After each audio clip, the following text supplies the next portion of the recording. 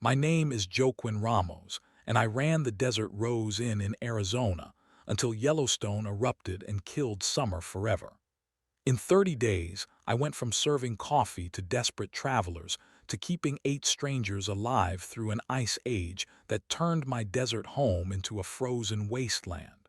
I had to make impossible choices about who lived, who died, and whether humanity was worth saving when the temperature dropped 50 degrees and the snow never stopped falling. Before we start the video, let us know what country you are tuning in from in the comment section below. Perhaps we will make a story there. Let's begin. My name is Joaquin Ramos, and I used to think running a roadside inn in the Arizona desert was the hardest job in the world. That was before I had to keep 8 strangers alive through the end of summer itself. Before I tell you how the world froze over in 30 days, you need to understand what my life was like when the sun still mattered. The Desert Rose Inn sat 30 miles east of Flagstaff on Highway 40, a stretch of asphalt that connected everywhere to nowhere through 200 miles of sagebrush and scorpions. I inherited the place from my Uncle Carlos 8 years before the world ended. He always told me stories about the old days, about winters so cold they killed entire harvests and summers that never came. I used to laugh at his paranoia, the way he stockpiled canned goods and kept emergency supplies hidden around the property. My biggest worry was keeping the air conditioning running and making sure the coffee was strong enough to wake up truckers who had been driving all night. July 15th, 2024 started like every other summer morning. The thermometer outside my office already read 87 degrees at 6 in the morning, and I knew we were heading for another scorcher. I had 7 guests that morning, which was decent for a Tuesday. There was Maria Santos, a worried-looking woman in her 40s who was driving from Los Angeles to visit her sick mother in Albuquerque. She had been pacing the lobby since 5:30, checking her phone every few minutes and sighing at the weather forecast. Then there was old Pete Morrison, a veteran trucker who had been hauling freight across the Southwest for 30 years. His rig had broken down just outside Winona the night before, and he was waiting for a tow truck that kept promising to show up any minute. The other guests were typical highway travelers: a young couple from California heading to a wedding in Texas, an elderly man visiting his grandchildren in Oklahoma, a salesman whose car had overheated, and 2 college students road tripping back to school. Normal people living normal lives, completely unaware that they were about to become the last guests the Desert Rose Inn would ever serve. I was refilling the coffee pot in the lobby when the rumbling started. At first I thought it was just another semi-truck downshifting on the grade, but it kept going. The sound rolled across the desert like thunder that had forgotten how to stop, deep and constant and wrong. The coffee pot rattled in my hands. The windows vibrated in their frames. Maria looked up from her phone with wide eyes and asked if we were having an earthquake. 20 minutes. That rumbling lasted 20 minutes without pause. By the time it finally stopped, every guest was standing in the lobby, talking over each other and demanding answers I did not have. I turned on the television, and every news channel was showing the same impossible footage. Yellowstone National Park was erupting, not the small geysers that tourists love to photograph, but the entire caldera. A column of ash and debris was shooting 15 miles into the sky, turning day into night across 3 states. I remember trying to calm everyone down, pouring coffee and making jokes about how at least we were getting some excitement to break up the boring desert routine. Maria was crying, trying to call her mother on a phone that kept losing signal. Pete stood by the window, shaking his head and muttering something about his grandfather's stories. The college students were taking selfies with the orange sky in the background, treating it like some kind of adventure. I told them all the same thing I told myself. Yellowstone was 1,000 miles away. We were safe in Arizona. It was just a big volcano doing volcano things. I was wrong about everything. By noon, the sky had turned the color of rust. The air tasted like pennies and dust, and everything outside was covered in a fine gray powder that kept falling like snow in July. The temperature gauge still read 95 degrees, but something felt different. The heat was muted, filtered through a ceiling of ash that stretched from horizon to horizon. The sun looked like a dim orange bulb behind dirty glass. Maria had stopped crying and started pacing again, but now she was muttering prayers in Spanish. Pete was on his radio, trying to reach other truckers, getting nothing but static and fragments of panicked voices. The young couple from California kept asking when the roads would be clear so they could continue to their wedding. I kept making coffee and sandwiches, doing what innkeepers do when the world stops making sense. I kept everyone fed and tried to keep them calm. The first real sign that this was not a normal disaster came that evening. Sunset just disappeared. There was no golden hour, no beautiful desert twilight. The sky went from orange to black like someone had flipped a switch. When full darkness fell, it was absolute. No stars, no moon, just an endless black ceiling pressing down on us like the lid of a coffin. I had been living in the desert for 34 years, and I had never seen darkness like that. I remember standing in the parking lot, looking up at nothing, and feeling something cold settle in my stomach that had nothing to do with the temperature. The air was still warm, but I could taste winter coming. Uncle Carlos used to tell me about the year without summer, about volcanoes that changed the weather across the entire world. I always thought he was telling tall tales to scare me. That night, standing under a sky that had forgotten how to hold light, I realized he had been trying to warn me. By July 20th, it was snowing in the Sonoran Desert. I woke up that morning to Maria screaming. She was standing at the lobby window, pointing at fat white flakes that were falling on century-old saguaro cacti. The thermometer read 32 degrees. 32 degrees in July in Arizona, where summer temperatures could melt the rubber off your shoes. I stepped outside and caught snowflakes on my palm, watching them melt against skin that had never expected to feel winter in the middle of summer. Pete found me there, staring at snow on desert sand like it was a message written in a language I could not read. He put his weathered hand on my shoulder and said his grandfather had lived through the 1816 volcano winter, the year crops failed across the entire northern hemisphere. Tens of thousands of people starved to death because one mountain in Indonesia decided to explode. Yellowstone was bigger than anything that had erupted in recorded history. That was when I knew we were not dealing with a temporary situation anymore. This was not a week of bad weather or a month of inconvenience. This was the beginning of something that could last years. I gathered everyone in the lobby and told them the truth as gently as I could. The roads were becoming impassable. The airports were shut down.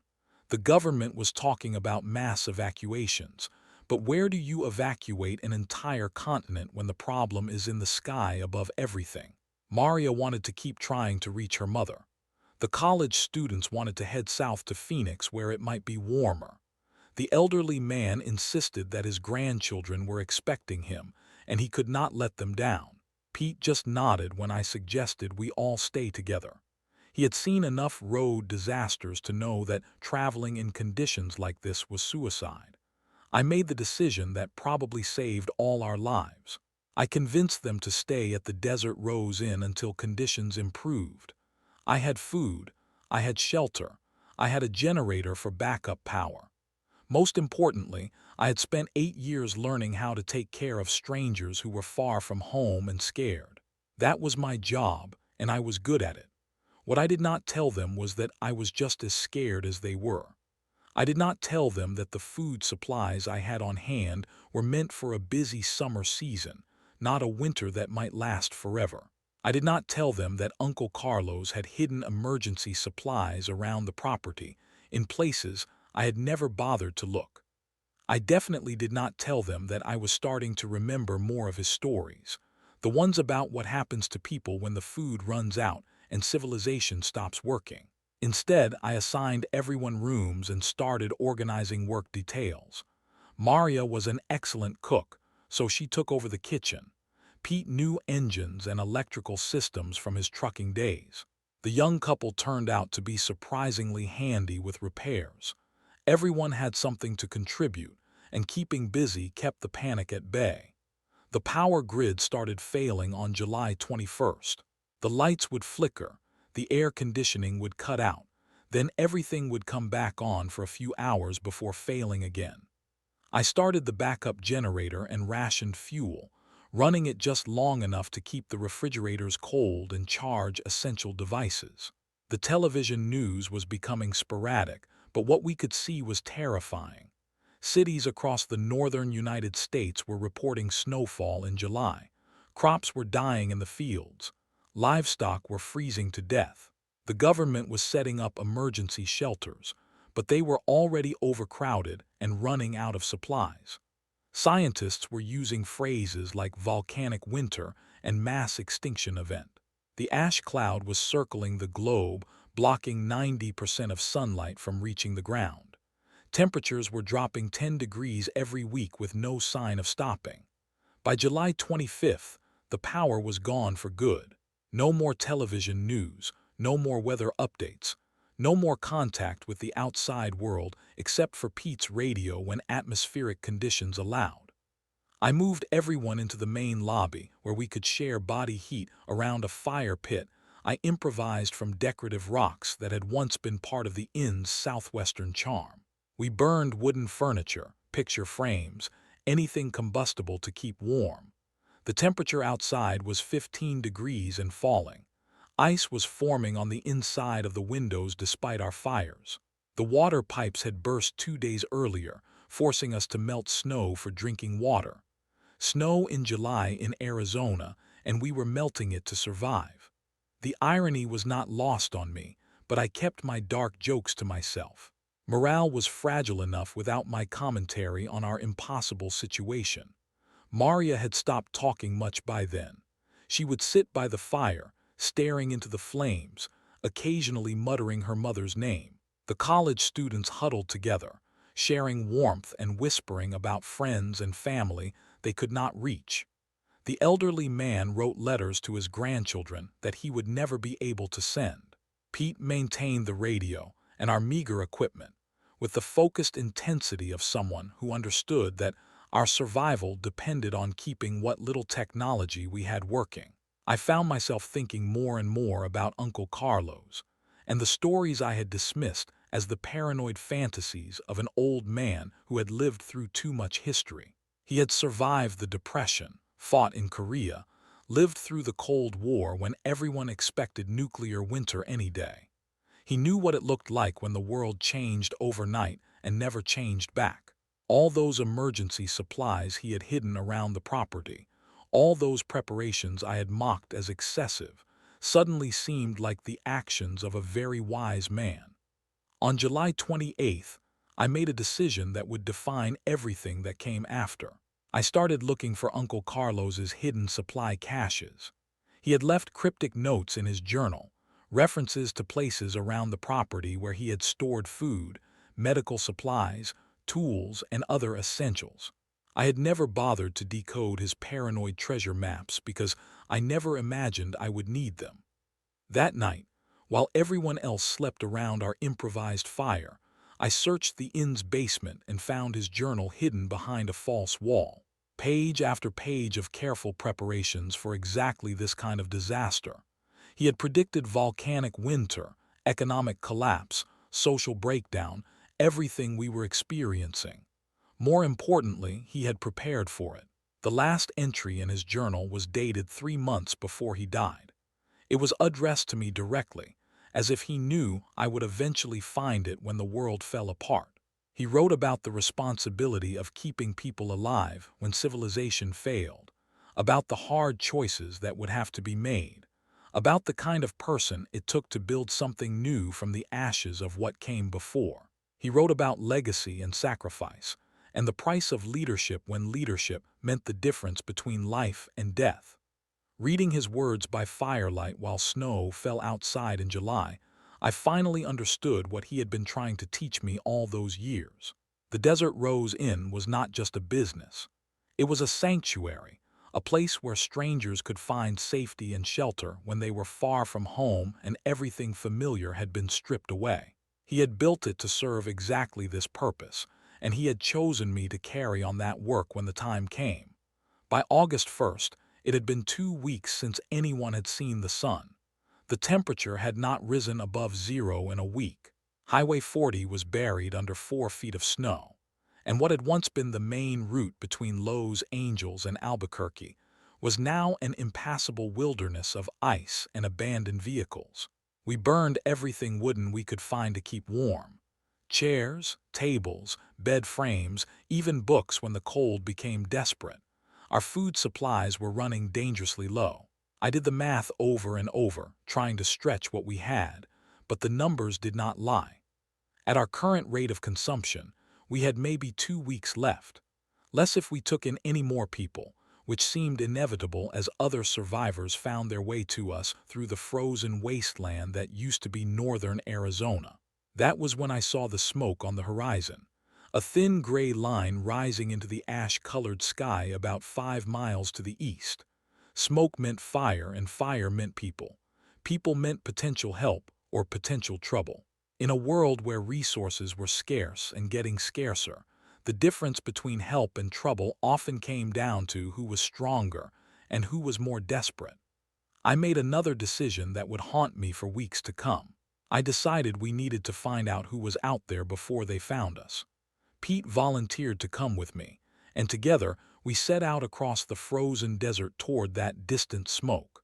What we found there would change everything I thought I knew about survival and the kind of person I would have to become to keep my people alive. But that is a story for what happened next, when the world got colder and the choices got harder, and I learned that being an innkeeper in the apocalypse meant more than just keeping strangers warm and fed. It meant deciding who lived and who died, and whether the price of survival was worth paying. The smoke on the horizon was calling us toward our first real test, and I was about to discover that the hardest part of the end of the world was not the cold or the hunger or even the fear. The hardest part was learning that sometimes, to save the people you care about, you have to become someone you never wanted to be. The trek across the frozen desert toward that smoke taught me my first lesson about the new world we were living in. Distance meant nothing when every step could kill you. What should have been a 2-hour walk became a 6-hour nightmare of breaking through snow drifts and fighting wind that cut through our makeshift winter clothing like knives. Pete and I took turns leading, the person in back following in the footsteps of the person in front to conserve energy. We wrapped towels around our faces to prevent frostbite, but the cold still found ways to reach us. When we finally reached the source of the smoke, we found a group of 12 people huddled around a fire they had built inside the ruins of a gas station. They had been burning everything they could find: plastic chairs, wooden shelving, even the rubber floor mats. The air around their camp smelled like toxic chemicals and desperation. Their leader was a man named Rodriguez who had been a construction foreman before the world ended. He was smart, organized, and absolutely convinced that we had supplies they needed more than we did. The conversation started friendly enough. Rodriguez explained that his group had been trying to reach the government emergency shelter in Albuquerque when their vehicles broke down in the snow. They had been stranded for 5 days, living on gas station snacks and melted snow. 3 of his people were showing signs of hypothermia. 2 others had developed a cough that sounded wet and dangerous. They needed food, they needed medicine, and they needed shelter before more of them died. I explained our situation as honestly as I could. We had shelter at the Desert Rose Inn, but we were already at capacity. Our food supplies were running low, and we could not take in 12 more people without everyone starving. I offered what help I could provide: some medical supplies, directions to other potential shelters, even a hot meal if they could make it to the inn. But I could not promise them permanent sanctuary. That was when Rodriguez's friendly demeanor changed. He stepped closer to me, close enough that I could see the desperation in his eyes and smell the hunger on his breath. He told me that his people were going to die if they did not get help, and he was not going to let that happen because some innkeeper was too selfish to share. He had 6 men in his group, all construction workers, all stronger than Pete and me. He suggested that maybe we should reconsider our hospitality policies. Pete put his hand on my shoulder, a subtle signal that meant we needed to leave immediately. I told Rodriguez that I would discuss the situation with my group and get back to him. He said we had until morning to make the right decision. As we walked away from their camp, I could feel their eyes on our backs, and I knew we had just made our first real enemies in the new world. The walk back to the inn was silent except for the crunch of snow under our boots and the howling of wind that seemed to carry threats. Pete finally spoke when we were halfway home. He told me that Rodriguez's group would not wait for our answer. They knew where we were now, they knew we had supplies, and they were desperate enough to take what they needed by force. He had seen the same look in soldiers' eyes during his time in Vietnam, the look of men who had decided that their survival was worth more than other people's lives. When we got back to the Desert Rose Inn, I called everyone together and explained what we had found. The reactions were exactly what I expected. Maria wanted to help Rodriguez's group, arguing that we had a moral obligation to share what we had with people who were dying. The college students were terrified at the thought of violent strangers knowing our location. The elderly man suggested we pack up and try to reach safety somewhere else, anywhere else. The young couple from California just held each other and cried. I made the hardest decision I had made up to that point. I told everyone we were going to fortify the inn and prepare to defend ourselves. We had supplies that other people needed, and in a world where there was not enough to go around, that made us targets. We could try to run, but we would freeze to death on the roads. We could surrender our supplies, but then we would starve to death in a few weeks. Our only choice was to make the Desert Rose Inn into a fortress and hope we were strong enough to hold it. That night, we moved all our remaining furniture to block windows and doors. Pete showed us how to make weapons from kitchen knives and broken chair legs. I found Uncle Carlos's toolbox and distributed hammers and screwdrivers to anyone strong enough to use them. We took shifts watching the roads, looking for any sign that Rodriguez's group was moving toward us. The temperature outside was -10 degrees, but none of us slept much. The attack came at dawn on August 2nd, 12 people moving through the snow like ghosts, using the morning shadows to get close to the inn before we spotted them. Rodriguez called out from the parking lot, demanding that we open our doors and share our supplies like good Christians. When I refused, he gave me one last chance to reconsider. He said his people were going to die if we did not help them, and if they were going to die anyway, they might as well die trying to save themselves. I wish I could tell you that I handled that situation with wisdom and compassion. I wish I could tell you that I found a peaceful solution that saved everyone. But the truth is that when Rodriguez's people started trying to break down our barricaded doors, I grabbed a baseball bat and prepared to crack skulls to protect the strangers who had become my responsibility. The fight lasted maybe 10 minutes, but it felt like hours. Pete had been right about Rodriguez's construction workers being strong, but we had the advantage of fortified positions and desperate motivation. More importantly, we had Uncle Carlos's preparations. Hidden throughout the inn were emergency supplies including things I had never expected to need. Pepper spray, tasers, even a couple of firearms with ammunition. My uncle had not just prepared for volcanic winter. He had prepared for the social collapse that would inevitably follow. When it was over, 3 of Rodriguez's people were injured badly enough that they could not continue fighting. 2 of our group had cuts and bruises, but nothing life-threatening. Rodriguez himself had a broken nose courtesy of Pete's right hook, and the fight had gone out of his remaining people. They retreated to their gas station camp, but I knew this was not over. Desperate people do not give up after one failed attempt. They regroup, they plan, they come back stronger. That afternoon, we heard engines in the distance. A convoy of military vehicles was moving east on Highway 40, the first sign of organized authority we had seen since the power grid failed.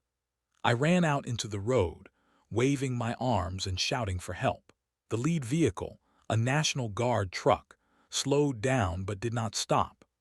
A soldier in the passenger seat rolled down his window and shouted that they were evacuating essential personnel to secure facilities. Civilians were supposed to report to designated emergency shelters.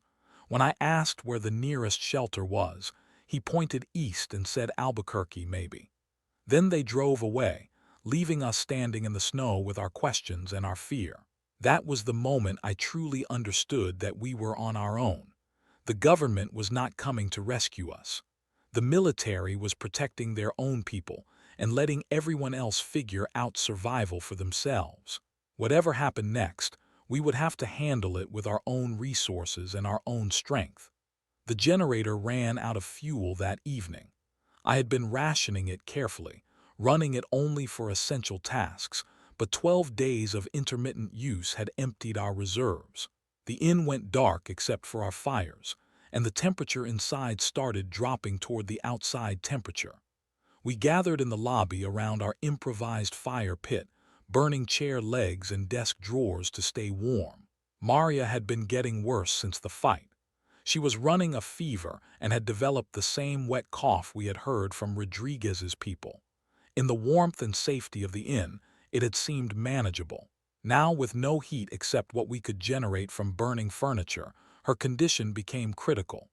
She was shivering uncontrollably. Her skin was pale and clammy, and her breathing was shallow and labored. I faced another impossible decision. We had limited medical supplies, and using them on Maria meant we would have less for everyone else if more people got sick. We had limited food, and a sick person who might not survive was still consuming resources that healthy people needed. The cruel mathematics of survival demanded that I consider whether keeping Maria alive was worth the cost to everyone else. But I was still an innkeeper, and Maria was still my guest. I had spent 8 years taking care of travelers who were far from home and needed help.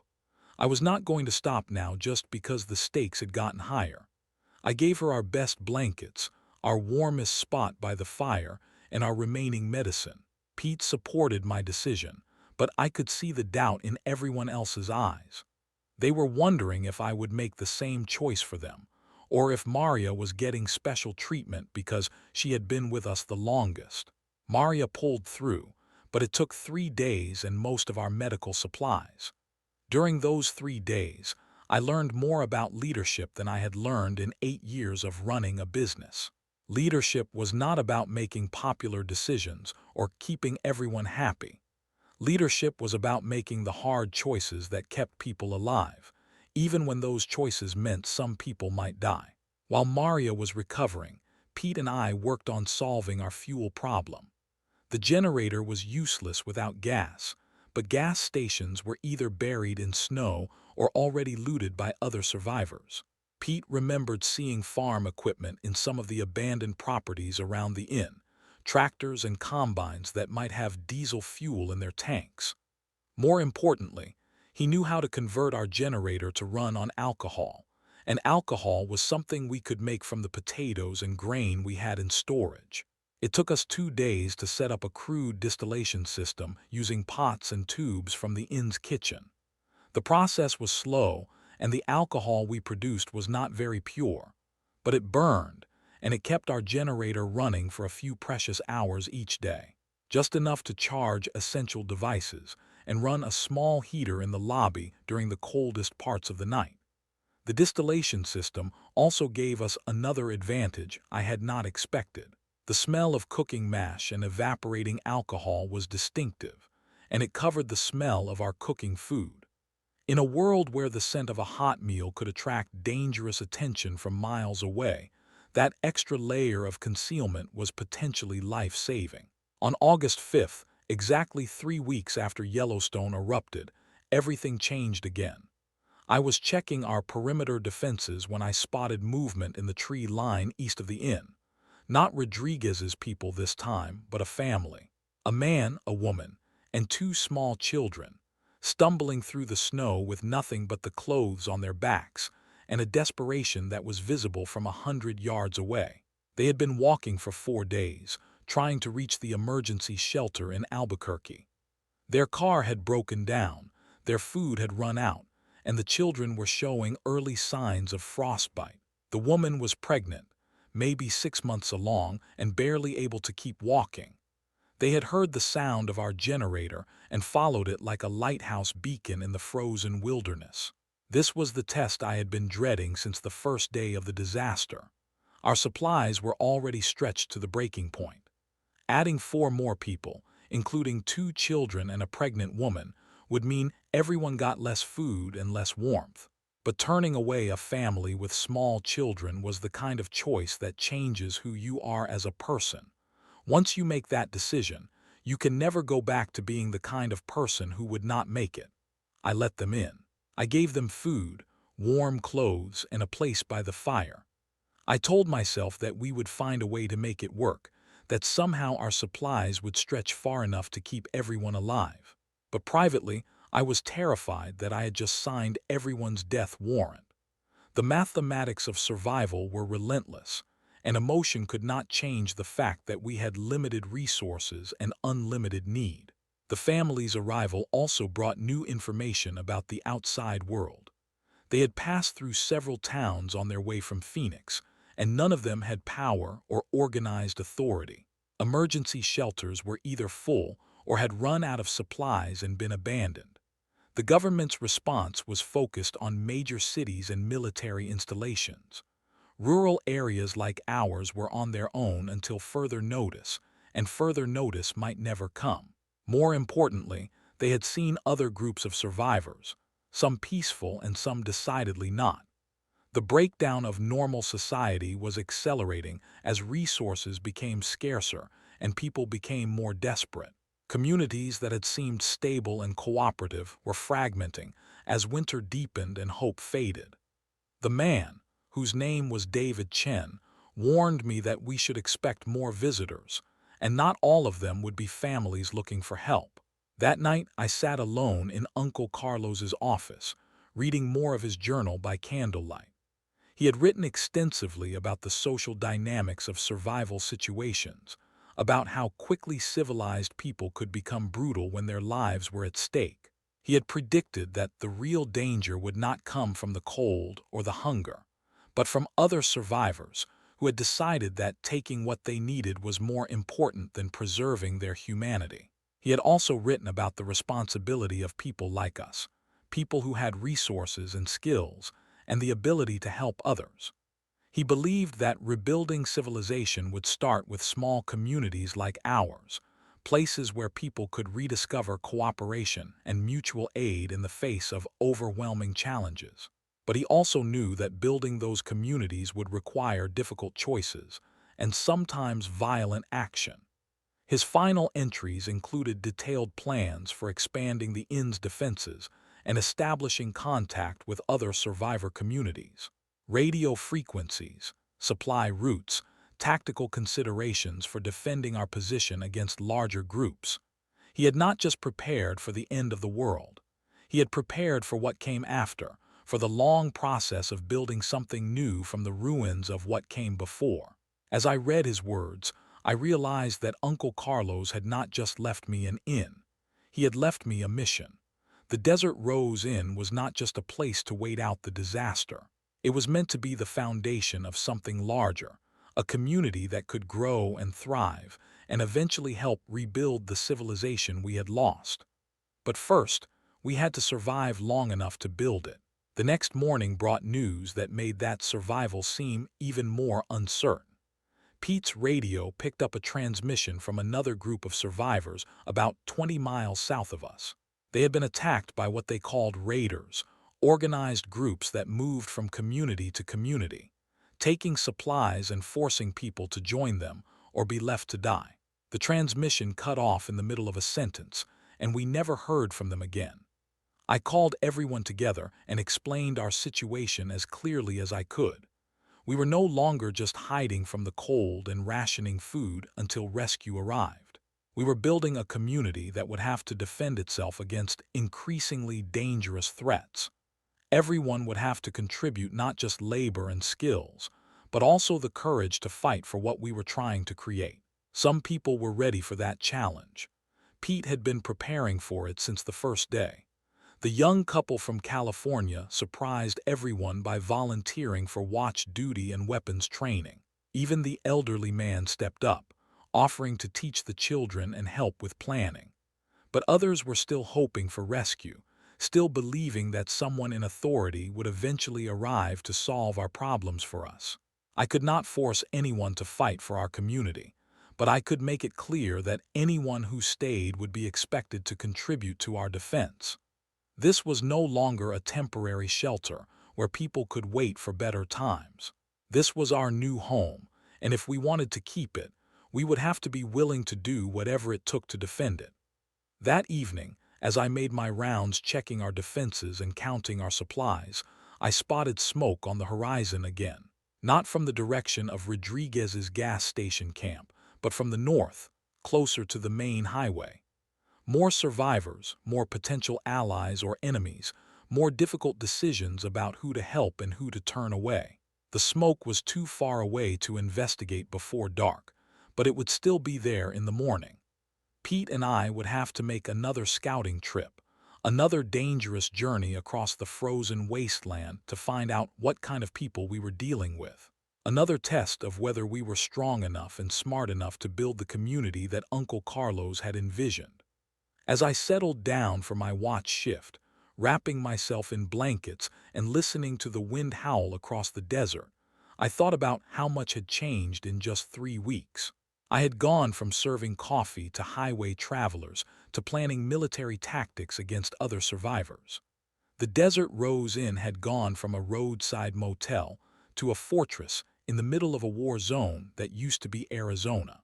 But we were still alive, and we were still together, and we were still fighting to build something worth preserving in a world that seemed determined to destroy everything good and decent. That had to count for something. That had to be worth the price we were paying, and the prices we would have to pay in the days to come. The smoke on the northern horizon was calling us toward our next challenge, our next test of whether we were building a community or just postponing the inevitable. Tomorrow, Pete and I would find out what new threats were moving toward us through the frozen wasteland, and I would have to make more decisions about who lived and who died, and what we were willing to do to protect the life we were trying to build. The smoke on the northern horizon turned out to be coming from a burned-out truck stop that had been converted into a makeshift refugee camp. When Pete and I reached it the next morning, we found 15 people living in conditions that made our situation at the Desert Rose Inn look luxurious. They had no generator, no organized food storage, and no plan beyond surviving one day at a time. Their leader was a woman named Sarah Walsh, who had been a high school principal before the world ended. She was trying to hold her group together through sheer force of will and daily pep talks that were becoming harder to believe. What made this encounter different from our meeting with Rodriguez was that Sarah's people were not looking to take what we had. They were looking for cooperation, for a way to pool resources and knowledge that would help everyone survive longer. Sarah had medical training from her years dealing with student emergencies. Her group included a mechanic, a nurse, 2 teachers, and several people with agricultural experience. They had skills we needed, and we had shelter and supplies they needed. But they also had problems that cooperation could not solve. 3 of their people were showing signs of serious malnutrition. 2 others had developed infections that were getting worse without proper medical care. Their food supplies would last maybe another week, and their shelter was barely adequate for the dropping temperatures. Taking them in would mean stretching our resources even thinner, but it would also mean gaining valuable skills and knowledge that could help all of us survive longer. More importantly, Sarah brought news about what was happening in the wider region. Government emergency shelters were collapsing as quickly as they were being established. The military was pulling back to defend major population centers and critical infrastructure. Rural communities were being abandoned to fend for themselves with no support and no timeline for when help might arrive. The official policy seemed to be that anyone who could not reach a designated safe zone was expendable. Sarah also confirmed Pete's warnings about raiders. Her group had been attacked twice by organized bands of survivors who moved from camp to camp, demanding tribute in the form of food, supplies, or people.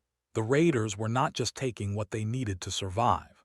They were building a system based on fear and exploitation, forcing smaller groups to choose between submission and destruction. Several communities had already been absorbed into raider organizations, their people forced to participate in attacks on other survivors. The conversation with Sarah forced me to confront a reality I had been trying to avoid. The Desert Rose Inn could not remain an isolated sanctuary indefinitely. We were going to have to choose sides in a conflict that was emerging across the entire region. We could try to stay neutral and hope the raiders would leave us alone, but neutrality was a luxury that required strength we did not have. We could submit to raider demands and become part of their system, but that would mean abandoning everything we were trying to build. Or we could ally ourselves with other peaceful communities and prepare to fight for the right to determine our own future.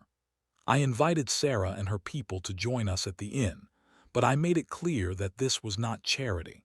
Everyone would have to contribute labor, skills, and commitment to our collective defense. We were not building a refugee camp where people could wait for rescue. We were building a community that could stand on its own and help others do the same. Anyone who was not prepared for that level of commitment was welcome to take supplies and continue their journey, but they could not stay. 13 of Sarah's 15 people chose to join us.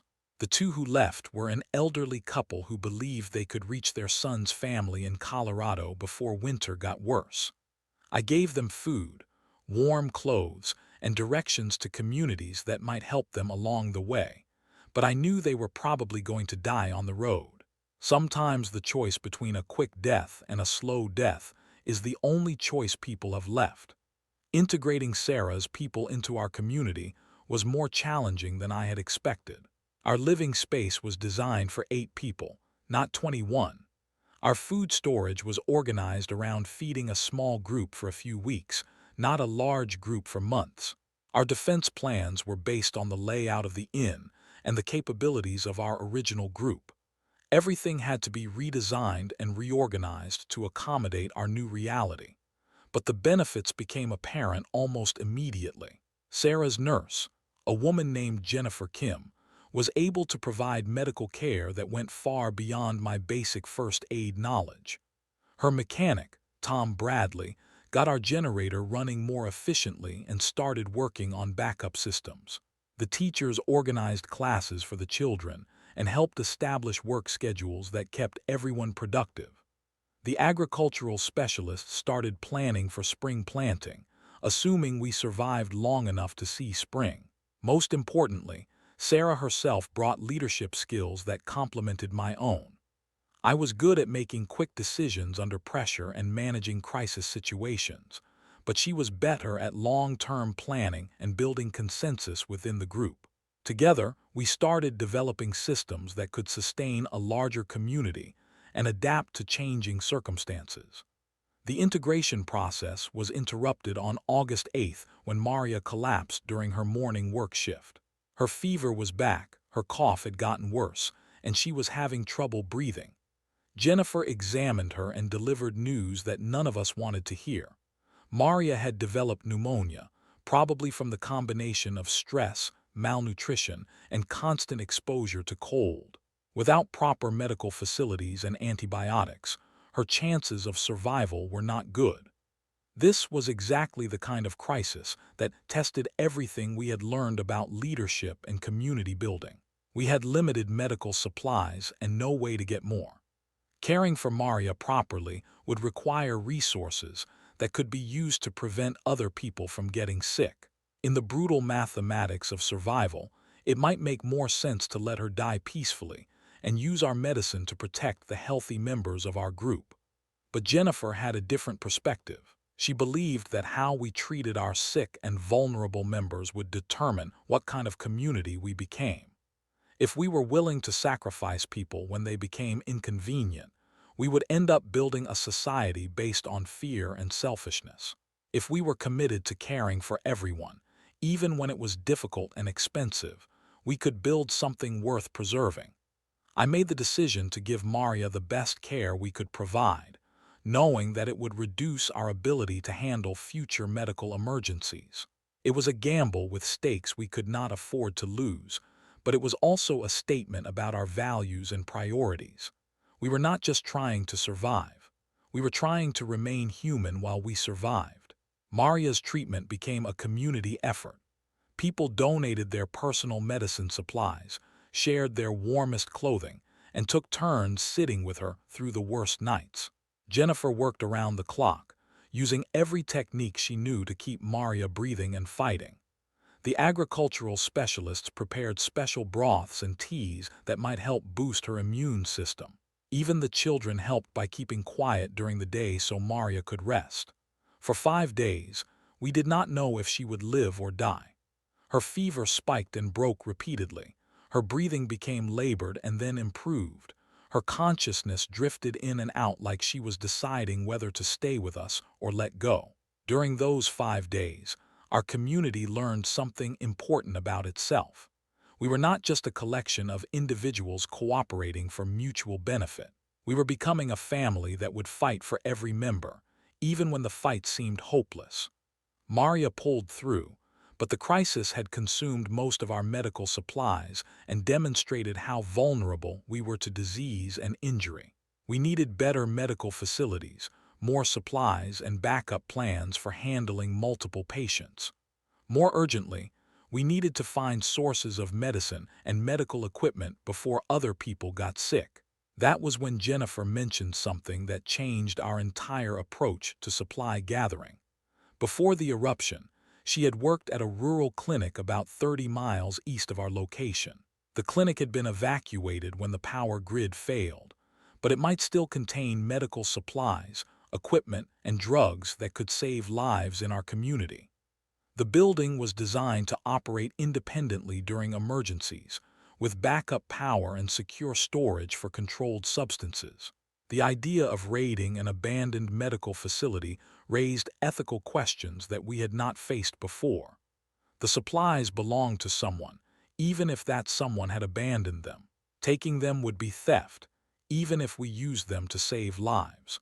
But in a world where legal authorities had disappeared and abandoned property was often the difference between life and death, traditional concepts of ownership were becoming meaningless. Pete and I spent 2 days planning the expedition to the clinic. We would need a vehicle capable of handling snow-covered roads, tools for getting through locked doors, and weapons for protection against other survivors who might have the same idea. We would also need to move quickly, because every day we delayed was another day for other groups to find and loot the facility. The expedition team consisted of Pete, Tom Bradley the mechanic, 2 of Sarah's people with military experience, and myself. We left before dawn on August 13th, driving Tom's pickup truck that had been modified with snow chains and emergency gear. The 30-mile journey took 4 hours through roads that were barely passable and terrain that had been transformed into an alien landscape of snow drifts and abandoned vehicles. The clinic was exactly where Jennifer had said it would be, a small building behind a strip mall that looked like it had been abandoned in a hurry. The parking lot was full of snow-covered cars, whose owners had probably fled on foot when their vehicles became useless.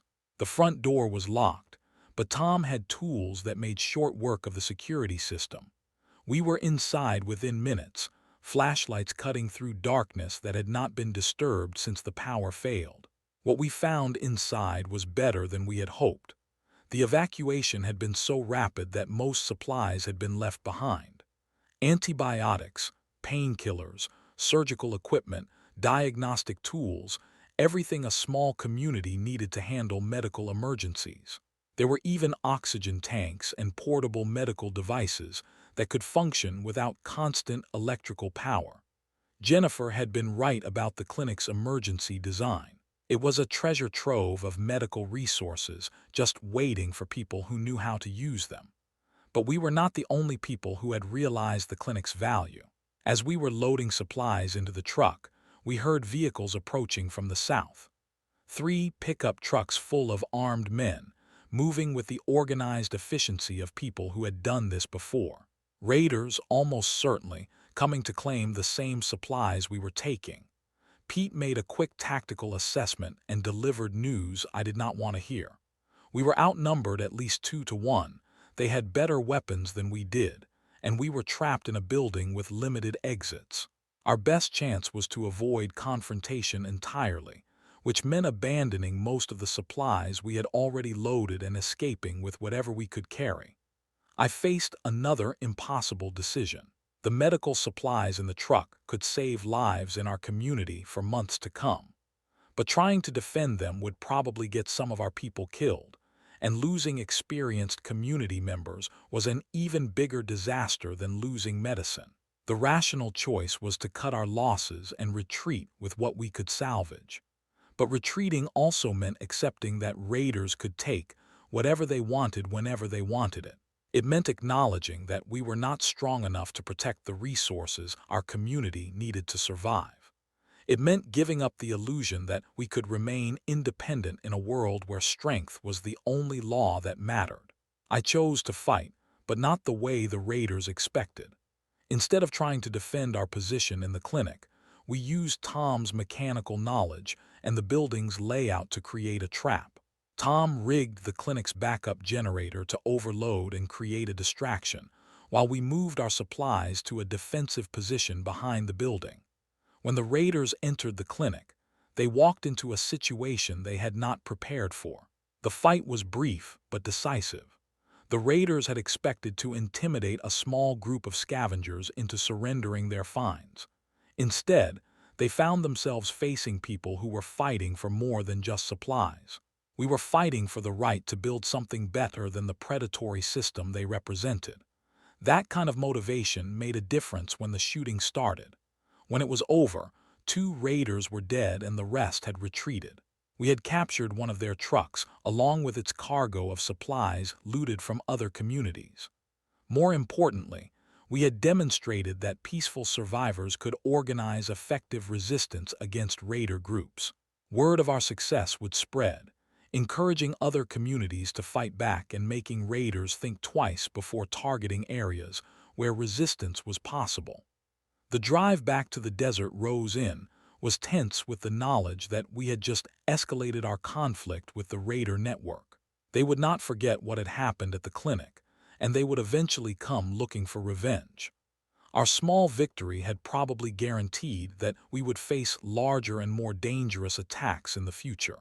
But we had also gained something invaluable: medical supplies that could keep our community healthy through the worst of winter, captured weapons and equipment that improved our defensive capabilities, and most importantly, proof that we could work together under extreme pressure and accomplish things that none of us could have managed alone. When we arrived back at the inn, Sarah and Jennifer had used our absence to continue organizing our expanded community. Work schedules had been refined, supply storage had been reorganized, and defense plans had been updated to reflect our larger numbers and improved capabilities.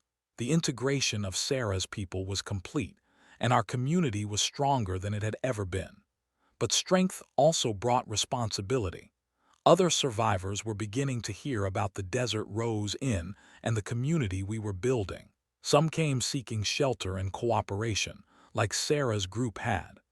Others came looking for easy targets to exploit, like Rodriguez's people had. Each new arrival forced us to make decisions about who we were willing to help and who we needed to turn away. The most difficult arrival came on August 16th, exactly 1 month after Yellowstone had erupted. A group of 8 people approached our perimeter, but these were not refugees or raiders. They were representatives from a larger community about 50 miles to the northeast, a town called Cedar Ridge that had managed to maintain some level of organization and self-sufficiency. They were offering alliance and mutual support in exchange for cooperation against the raider groups that threatened everyone. Their leader was a man named Colonel James Morrison, a retired Air Force officer who had taken charge of Cedar Ridge when civilian authority collapsed. He painted a picture of organized resistance against the raiders, coordinated supply sharing between allied communities, and eventual reconstruction of some form of regional government. It was an attractive vision, but it came with costs that made me uncomfortable. Morrison's alliance required member communities to contribute people and resources to military operations against raiders. It meant accepting oversight from Cedar Ridge's leadership and following protocols that might conflict with our own values and priorities. Most importantly, it meant acknowledging that our small experiment in cooperative survival was not sustainable on its own and needed to become part of something larger and more militaristic. I asked Morrison for time to discuss his proposal with our community, but I could already see how people were reacting. Some were excited about the prospect of joining a larger, stronger organization that could provide better security and access to more resources. Others were worried about losing the autonomy and cooperative spirit that had made our community successful. The decision would test everything we had learned about democratic decision-making and consensus building. As Morrison's people set up camp outside our perimeter to wait for our answer, I found myself thinking about Uncle Carlos and the vision he had outlined in his journal. He had written about the importance of building communities that could preserve human values while adapting to harsh realities. He had also warned about the temptation to sacrifice principles for security and the danger of becoming the very thing you were trying to resist. That night, as I sat in his office reading his words by candlelight, I realized that the decision about Morrison's alliance was really a decision about what kind of future we wanted to build. We could join the emerging military hierarchy and probably survive longer, but we might lose the cooperative spirit that made survival worthwhile. Or we could maintain our independence and risk being overwhelmed by forces too large for us to resist alone. The smoke we had followed to Sarah's camp had led us to valuable allies and skills that strengthened our community. The clinic raid had given us supplies and proved our ability to defend ourselves. But Morrison's arrival represented a new kind of challenge, one that could not be solved with medical supplies or defensive tactics. It was a challenge to our identity and our vision of what we were trying to create in the ruins of the old world. Tomorrow, we would have to choose between independence and alliance, between maintaining our values and adapting to harsh realities, between the community we had built and the organization we might need to become. The decision would determine not just whether we survived the winter, but what kind of people we remained while we survived it. The community meeting to discuss Colonel Morrison's alliance proposal lasted until well past midnight. Everyone had opinions, and most of those opinions conflicted with someone else's. Sarah argued that joining Cedar Ridge would give us access to resources and security we could never achieve on our own. Pete countered that military alliances had a way of turning cooperative communities into supply depots for other people's wars. Jennifer worried about maintaining our medical autonomy if we had to follow Cedar Ridge's protocols. Tom was excited about the possibility of accessing better equipment and technical support. The debate revealed fault lines in our community that I had not fully recognized. The people who had been with us from the beginning were more protective of our independence and suspicious of outside authority. The newer arrivals, particularly those from Sarah's group, were more willing to trade autonomy for security. Both perspectives made sense given what each group had experienced, but they led to very different conclusions about our future. Maria, who had nearly died from pneumonia just a week earlier, spoke last. She reminded everyone that our community had saved her life, not because we had abundant resources or superior medical facilities, but because we had chosen to care for her when it would have been easier to let her die. She was worried that joining a military organization would change our priorities and our values in ways that would make us less human, even if it made us more likely to survive. I let the debate continue until everyone had spoken, then called for a preliminary vote just to see where people stood. The result was exactly what I had feared. 11 people supported joining Morrison's alliance, 9 opposed it, and 1 was undecided. We were almost evenly split on a decision that would determine our future, and any choice would leave nearly half our community feeling betrayed or abandoned. Morrison had given us 3 days to decide, but I knew we needed more information before making such a momentous choice. I proposed sending a delegation to Cedar Ridge to see their operation firsthand and get a better understanding of what alliance would actually mean.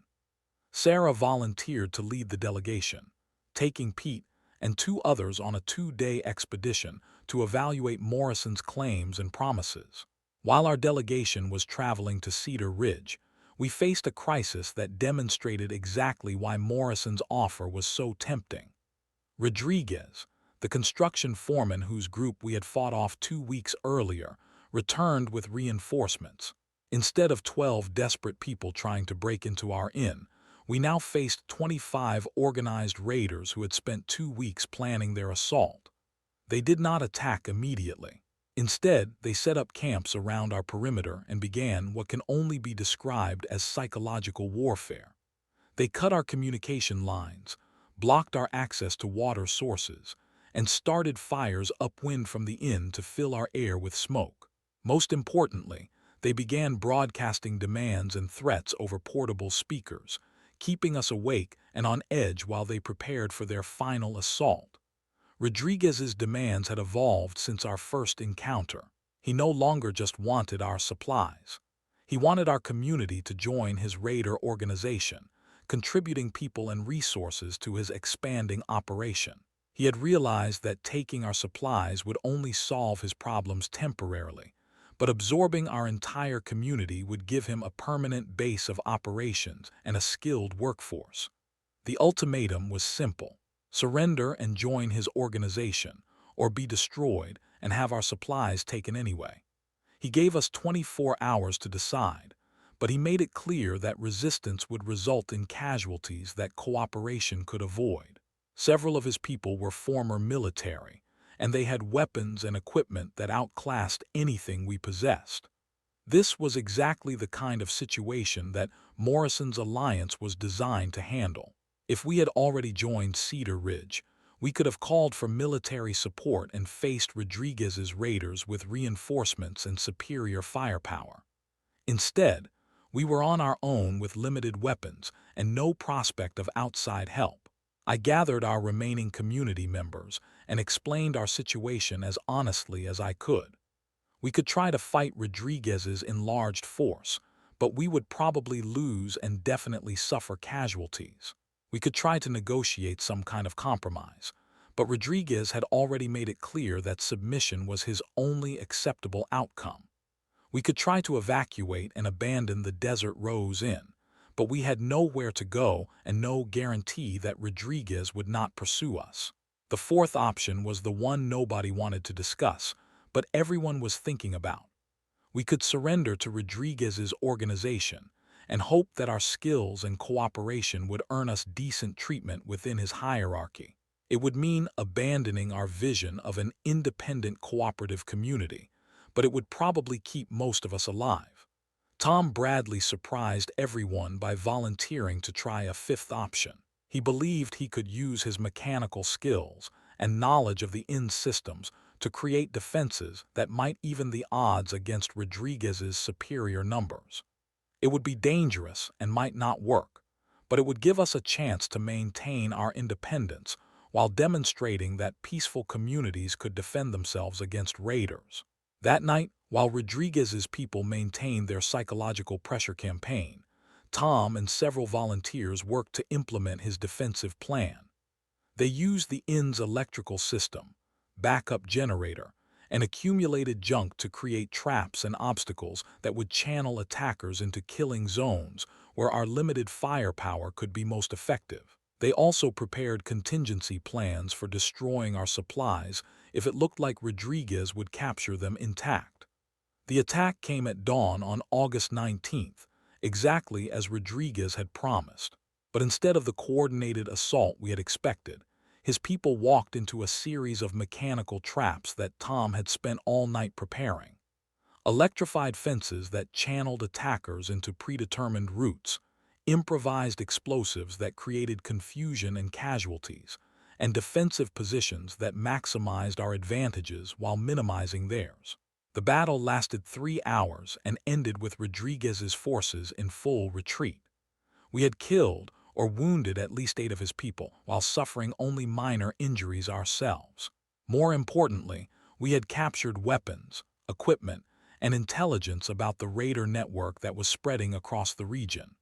Rodriguez himself escaped, but his organization had suffered a defeat that would make other raiders think twice before targeting organized communities. The victory came at a cost that extended beyond our casualties and expended ammunition.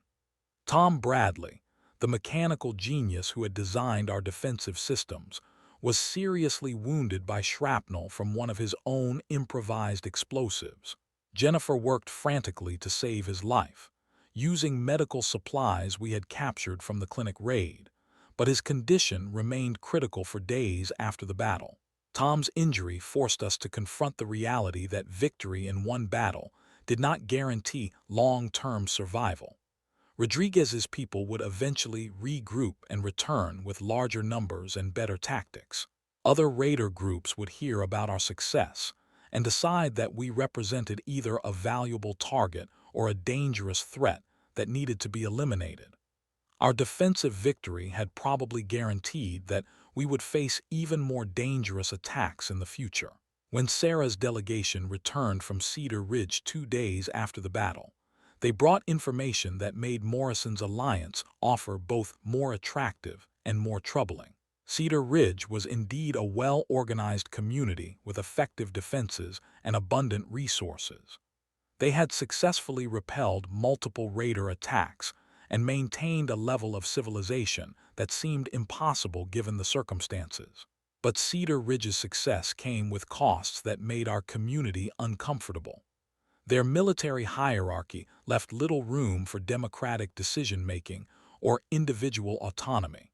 Their resource allocation was efficient but rigid, with little flexibility for people who did not fit standard categories. Most troubling, their approach to dealing with raiders involved preemptive strikes and collective punishment that seemed to violate the humanitarian principles our community had tried to maintain. Sarah was conflicted about what she had seen. Cedar Ridge offered security and stability that could protect our community through the worst of the crisis, but it would require us to accept a level of militarization and authoritarianism that might transform us into something we no longer recognized. Pete was more direct in his assessment. He believed that joining Cedar Ridge would save our lives, but kill our community, turning us into soldiers in someone else's war rather than citizens building our own future. The debate about Morrison's alliance resumed with new urgency after Rodriguez's attack. The people who had supported joining Cedar Ridge before were even more convinced that we needed military protection. The people who had opposed alliance were more determined to maintain our independence, arguing that our successful defense proved we could protect ourselves. The community remained almost evenly divided, but now we had a deadline. Morrison expected our answer within 24 hours. I spent that night reading more of Uncle Carlos's journal, looking for guidance about decisions that seemed to have no good options. His writings about community building emphasized the importance of maintaining core values while adapting to changing circumstances. He had written extensively about the temptation to sacrifice principles for survival and the danger of becoming the very thing you were trying to resist. One passage stood out as particularly relevant to our situation. Uncle Carlos had written about the difference between alliances based on mutual respect and subordination disguised as cooperation. True alliances allowed each community to maintain its identity and values while working together toward common goals. False alliances required weaker communities to surrender their autonomy in exchange for protection from stronger ones. Based on his criteria, Morrison's alliance proposal was clearly the second type. Cedar Ridge was not offering partnership. They were offering protection in exchange for compliance, resources in exchange for subordination. It might be a good deal in terms of survival odds, but it would mean abandoning the experiment in cooperative community building that had given our survival meaning and purpose. The next morning, I called the community together and announced my decision.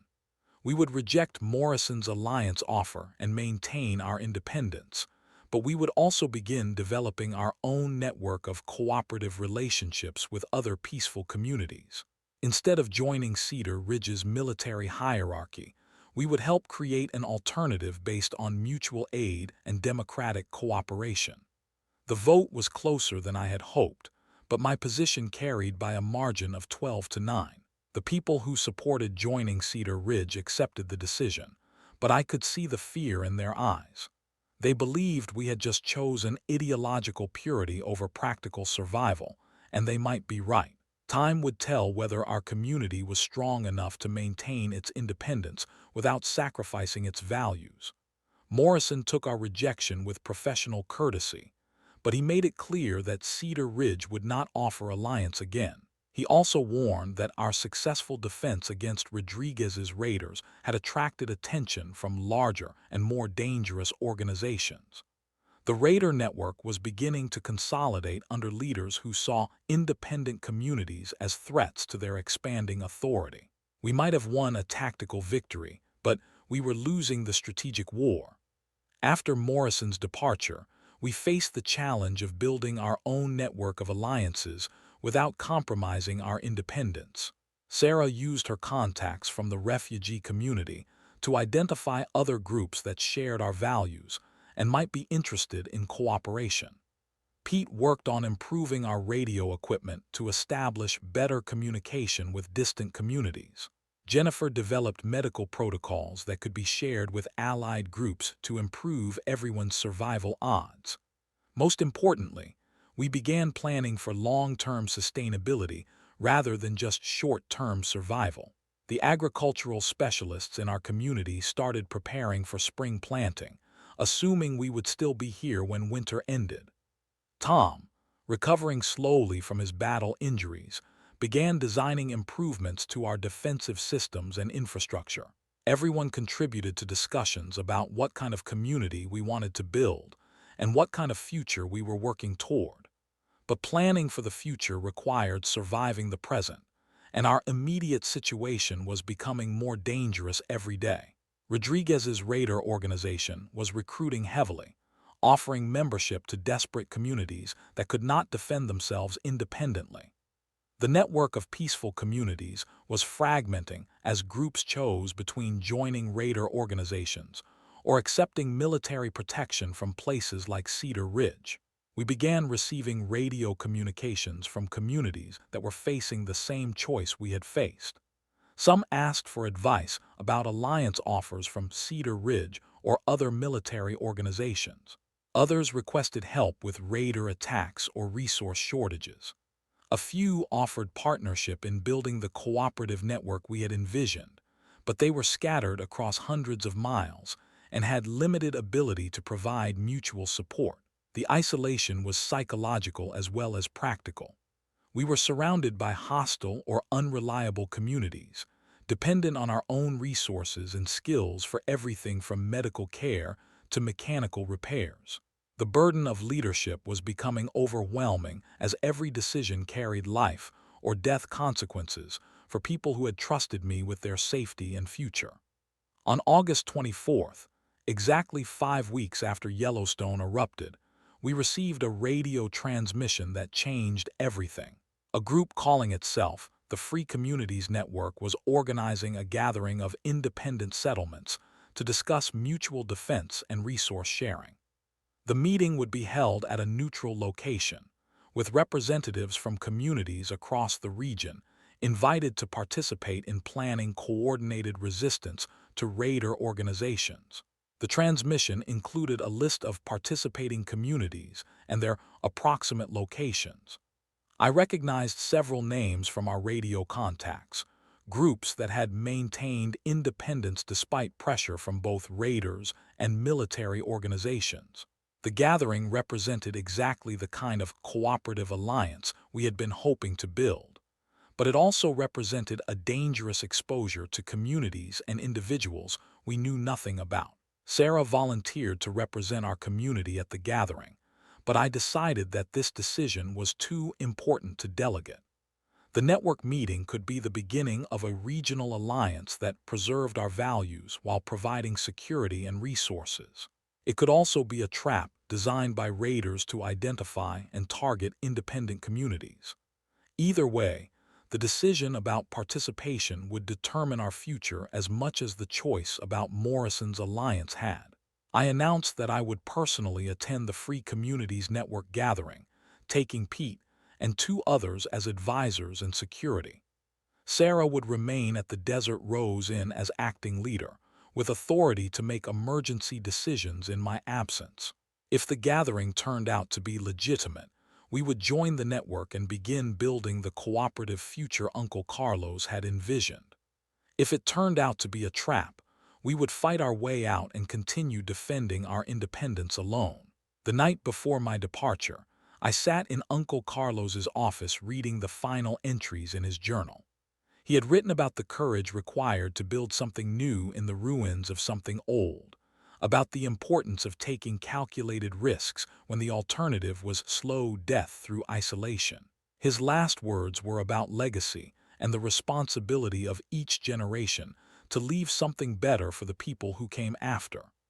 As I prepared for the journey to the network gathering, I thought about the legacy our community was building. We had started as strangers thrown together by disaster, dependent on my hospitality skills and Uncle Carlos's emergency preparations. 5 weeks later, we had become a functioning democracy that could defend itself against raiders while maintaining humanitarian values. We had proven that cooperation was possible even in the worst circumstances, and that communities built on mutual aid could be stronger than organizations built on fear and hierarchy. But the real test was still ahead. The Free Communities Network gathering would determine whether our experiment in cooperative survival could be scaled up to regional level, or whether we would remain isolated until larger and more dangerous forces overwhelmed us. Tomorrow, I would find out if the future Uncle Carlos had envisioned was possible, or if we were just postponing the inevitable choice between submission and destruction. The smoke on the horizon was calling us toward our next challenge, and this time it might be leading us toward salvation or toward the end of everything we had worked to build. The journey to the Free Communities Network gathering took us through territory that had been completely transformed by 5 weeks of volcanic winter. Pete, Tom Bradley, who had recovered enough to travel, our newest security volunteer Marcus Chen, and I drove through what used to be pine forests that were now graveyards of frozen trees snapped in half by the weight of snow. Abandoned towns lined the route, their empty buildings standing like tombstones marking the death of the world we used to know. The gathering location was an old summer camp about 60 miles northeast of the Desert Rose Inn, chosen because it was isolated enough to avoid unwanted attention while being accessible to communities from across the region. When we arrived, I counted vehicles from at least 20 different groups, representing communities that had managed to maintain independence despite pressure from raiders and military organizations. The camp's main lodge had been converted into a meeting hall where representatives sat around tables arranged in a rough circle. No hierarchy, no podium for speakers, no military protocol. This was exactly the kind of democratic cooperation Uncle Carlos had written about in his journal, and exactly the opposite of what we had seen at Cedar Ridge. For the first time since Yellowstone erupted, I felt hope that we might be building something better than what we had lost. The organizer of the gathering was a woman named Dr. Elena Vasquez, who had been a sociology professor before the eruption. She understood community dynamics and conflict resolution in ways that complemented my practical experience with hospitality and crisis management. Her opening remarks outlined a vision for regional cooperation that preserved local autonomy while providing mutual defense and resource sharing. The first day of meetings focused on sharing information about what each community had learned during 5 weeks of independent survival. Medical techniques, food preservation methods, defensive strategies, resource management, Communication protocols. Every group had developed innovations that could help others, and everyone had faced challenges that cooperation could solve more effectively than isolation. But the most valuable information shared was intelligence about the raider network that threatened all of us. Rodriguez's organization was just one branch of a growing confederation led by someone called the General, a former military officer who was building a feudal empire from the ruins of Arizona and New Mexico. The General's strategy was systematic. Absorb weak communities through intimidation, destroy strong communities that refuse to submit, and gradually expand territorial control until resistance became impossible. According to reports from communities that had been contacted by the General's recruiters, his organization already controlled territory stretching from Phoenix to Las Cruces. Independent communities were given simple choices: join voluntarily and accept subordinate status within his hierarchy, or be conquered and have their resources distributed to more cooperative settlements. The General was methodical, patient, and apparently very effective at converting desperate communities into willing vassals. More troubling was intelligence about the General's relationship with military organizations like Cedar Ridge. Rather than competing for territory, they seemed to have reached an accommodation that divided the region into spheres of influence. Cedar Ridge controlled the northern territories through military alliance, while the General controlled the south through raider confederation. Independent communities caught between them faced pressure from both sides to choose a form of protection that required surrendering autonomy. Dr. Vasquez presented a detailed analysis of how this regional power struggle was developing. The collapse of federal and state authority had created a vacuum that different organizations were trying to fill. Military groups offered protection in exchange for subordination to hierarchical command structures. Raider confederations offered membership in exchange for participation in predatory activities. Both models required communities to abandon democratic self-governance and cooperative values. The Free Communities Network represented a third option, but one that required much more courage and commitment than joining existing power structures. Instead of accepting protection from stronger organizations, network communities would provide mutual protection through coordinated resistance and resource sharing. Instead of surrendering autonomy for security, network members would maintain independence while cooperating voluntarily for common benefit. The second day of meetings focused on practical implementation of network cooperation, communication protocols that would allow communities to coordinate responses to threats and share information about opportunities, resource sharing agreements that would help communities survive shortages without becoming dependent on outside organizations, mutual defense pacts that would provide military support without requiring submission to military authority. Most importantly, we discussed the ethical framework that would guide network operations. Every participant understood that survival required difficult choices and sometimes violent action, but we were committed to maintaining humanitarian values even under extreme pressure.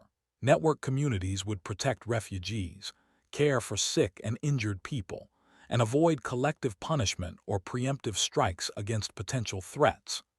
This commitment to maintaining civilization while fighting for survival distinguished our network from both military organizations and raider confederations. We were not just trying to preserve our communities. We were trying to preserve the values that made communities worth preserving, even when those values made survival more difficult and dangerous. The third day brought news that transformed our gathering from theoretical planning to urgent crisis response. A radio transmission from a community called Mesa Verde, about 40 miles south of our location, reported that they were under siege by a large raider force. The attackers had demanded surrender within 24 hours, and Mesa Verde's leadership was requesting immediate assistance from any network communities that could provide support. This was exactly the kind of situation our mutual defense agreements were designed to handle. But it was also our first real test of whether cooperative communities could organize effective military action. Mesa Verde had about 30 people, including children and elderly residents. The attacking force was estimated at 50 to 60 raiders with military weapons and vehicles. A conventional rescue operation would require resources and coordination that our loose network had never attempted. Dr. Vasquez called for an emergency planning session that lasted through the night. Representatives from 12 communities volunteered people and equipment for a rescue operation, but coordinating multiple groups with different capabilities and leadership styles proved more challenging than anyone had anticipated. We were democratic communities trying to organize military action, and the two requirements did not align naturally. I found myself taking a leadership role in the planning process, drawing on my experience with crisis management and community organization. The rescue operation would require three coordinated elements: a diversionary attack to draw raider attention away from Mesa Verde's defenses, a relief force to break the siege and evacuate civilians, and a communication network to coordinate timing and respond to changing circumstances. Pete volunteered our community's people for the relief force, arguing that our recent experience fighting Rodriguez's raiders made us the most qualified for direct combat. Tom Bradley offered to coordinate communications using radio equipment he had been developing. Other communities contributed vehicles, weapons, medical support, and specialized skills that the operation would require. The planning session revealed both the strengths and weaknesses of democratic decision-making under crisis conditions. Every community had valuable input and legitimate concerns about risking their people for strangers. But achieving consensus on tactical details took time we did not have, and accommodating everyone's preferences resulted in a plan that was more complicated than it needed to be. As dawn approached and our departure time neared, I realized that someone needed to take overall command of the operation, or it would collapse into confusion and friendly fire incidents. Network communities had chosen cooperation over hierarchy, but military operations required clear authority and rapid decision-making. The contradiction was unavoidable, and resolving it would determine whether our network could actually protect its member communities. I volunteered to serve as operational commander for the Mesa Verde Rescue, accepting responsibility for tactical decisions while remaining accountable to the network for strategic choices. It was a compromise that satisfied nobody completely, but allowed the operation to proceed with unified leadership. The other community representatives agreed to follow my orders during the mission, while retaining the right to withdraw their people if they disagreed with my decisions. The convoy that departed from Mesa Verde included 43 volunteers from 12 communities, traveling in 15 vehicles with a mixture of military and improvised weapons. We represented everything the free communities network stood for: democratic cooperation, mutual aid, voluntary association, and commitment to humanitarian values. We also represented everything that made such networks vulnerable to more organized and ruthless opponents. The journey to Mesa Verde took 3 hours through territory that the general's raiders had been using as a staging area for attacks on independent communities. We passed burned-out settlements, abandoned vehicles, and other signs of the systematic destruction that was spreading across the region. The landscape told a story of communities that had chosen resistance and paid the ultimate price for their independence. Mesa Verde itself was built around an old trading post that had been converted into a fortified compound. The community had done everything right. They had good defenses, adequate supplies, and experienced leadership. But they were facing a raider force that was larger, better armed, and more experienced than anything our network communities had encountered. The siege had already lasted 2 days, and Mesa Verde's defenses were beginning to crumble under sustained assault. The diversionary attack began at noon, with volunteers from the eastern communities drawing raider attention toward a false retreat that led them away from Mesa Verde's main defenses. The timing was critical because the relief force needed to reach the compound before the raiders realized they were being manipulated. Military operations required precision that democratic communities were not naturally equipped to provide. The relief operation succeeded, but at a cost that forced everyone to confront the reality of what network membership actually meant. We evacuated 31 civilians from Mesa Verde, including 8 children and 4 elderly residents. But the community itself was destroyed, its buildings burned, and its infrastructure ruined. 5 network volunteers were killed during the operation, and 12 others were wounded seriously enough to require evacuation. More troubling was what we learned from Mesa Verde's leadership during the evacuation. The raider attack had not been random or opportunistic. The general's organization had specifically targeted Mesa Verde because of their participation in network communications. Someone was monitoring our radio transmissions and identifying communities that were cooperating with each other. Our network was not just a target for raiders. It was a priority target that justified major military operations. The journey back to the summer camp with Mesa Verde's refugees forced us to confront questions we had been avoiding about the long-term viability of democratic resistance. We had successfully rescued 31 people, but at the cost of 5 lives and the complete destruction of an established community. The raiders would rebuild their forces and attack other network communities, probably with better intelligence and more effective tactics. Our victory was temporary, but their advantages were permanent. Dr. Vasquez called another emergency session to discuss what Mesa Verde's destruction meant for network strategy. Some representatives argued that we needed to become more militaristic and hierarchical to compete effectively with raider organizations. Others insisted that abandoning democratic principles would transform us into the very thing we were trying to resist. The debate revealed fundamental disagreements about what we were fighting for and what we were willing to sacrifice to achieve it. I shared my assessment of the situation as honestly as I could. The Free Communities Network represented the best hope for preserving democratic values and humanitarian principles in a world that seemed determined to destroy both. But preserving those values would require military capabilities and organizational discipline that did not come naturally to democratic communities. We needed to become more effective at violence without losing our commitment to cooperation and mutual aid. The solution that emerged from 3 days of intense discussion was a compromise that satisfied nobody completely, but provided a framework for moving forward.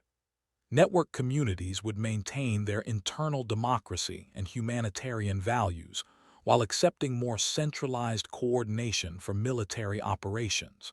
Local autonomy would be preserved for most decisions, but defense and resource allocation during crises would be managed by elected regional coordinators with temporary emergency authority. I was elected as the first regional coordinator for the southwestern sector, accepting responsibility for coordinating network defenses while remaining accountable to member communities for my decisions. It was not the pure democracy that Uncle Carlos had envisioned, but it was a system that might preserve democratic values while providing effective resistance to authoritarian organizations. The return journey to the Desert Rose Inn took us through territory that looked different now, that we understood the scope of the conflict we were joining. Every abandoned building represented a community that had failed to organize effective resistance. Every burned settlement marked a victory for organizations that used fear and violence to build their power. The Free Communities Network was swimming against a tide of authoritarianism that was reshaping the entire region. Sarah met us at the inn with news that demonstrated how quickly our situation was changing. 3 more communities had requested network membership during my absence, but 2 others had announced that they were joining Cedar Ridge's military alliance. The network was growing, but so were its competitors. More troubling, radio intercepts suggested that the general's organization was planning a major offensive against network communities, using intelligence gathered from monitoring our communications. We had returned from the gathering with 31 refugees, 5 wounded volunteers, and knowledge that our experiment in democratic resistance had attracted the attention of enemies who possessed overwhelming advantages in organization, equipment, and ruthlessness. The Free Communities Network represented hope for a better future, but it also represented a more dangerous present than anything we had faced as an isolated community. That evening, I sat in Uncle Carlos's office reading his journal one more time, looking for guidance about leading communities through impossible situations. His writings emphasized the importance of maintaining hope while accepting harsh realities, of building for the future while surviving the present. He had understood that preserving civilization required people willing to fight for values that made fighting worthwhile. One passage stood out as particularly relevant to our new situation. Uncle Carlos had written about the difference between resistance and revolution, between defending what existed and building what was possible. True revolution required not just defeating authoritarian organizations, but creating alternatives that demonstrated better ways of organizing human society. The Free Communities Network was attempting exactly that kind of revolution. As I reflected on the 30 days since Yellowstone erupted, I realized how much had changed and how much had remained constant. The Desert Rose Inn was still a place where strangers could find safety and shelter when they were far from home. But now home was a network of communities stretching across hundreds of miles, and safety required coordinated resistance against organizations that would destroy everything we were trying to build. Maria approached me as I was finishing my reading, wanting to discuss plans for integrating Mesa Verde's refugees into our community. Her recovery from pneumonia had given her a perspective on survival that complemented my focus on leadership and organization. She reminded me that preserving our values required more than military victory or political independence. It required daily acts of care and cooperation that demonstrated why our way of life was worth defending. The network gathering had provided us with allies, resources, and a framework for regional resistance. But it had also made us targets for enemies who possessed advantages we could not match through democratic cooperation alone. The next phase of our survival would require everything we had learned about community building, crisis management, and military organization. It would also require accepting that the world we were trying to build might not survive the process of building it.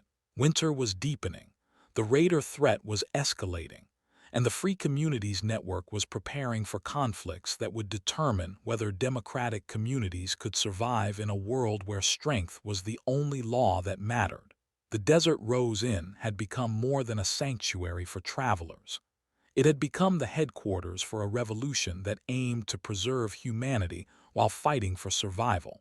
The smoke on the horizon was no longer calling us toward unknown challenges. It was calling us toward the future we had chosen to build, regardless of the cost and regardless of the odds. Uncle Carlos had prepared his inn to serve exactly this purpose, and I had finally understood what he was trying to teach me about the responsibility of leadership when civilization collapsed and everything depended on ordinary people doing extraordinary things. Tomorrow would bring new threats and new opportunities to prove that cooperation was stronger than competition, that democracy was more resilient than authoritarianism, and that communities built on mutual aid could survive anything the world threw at them.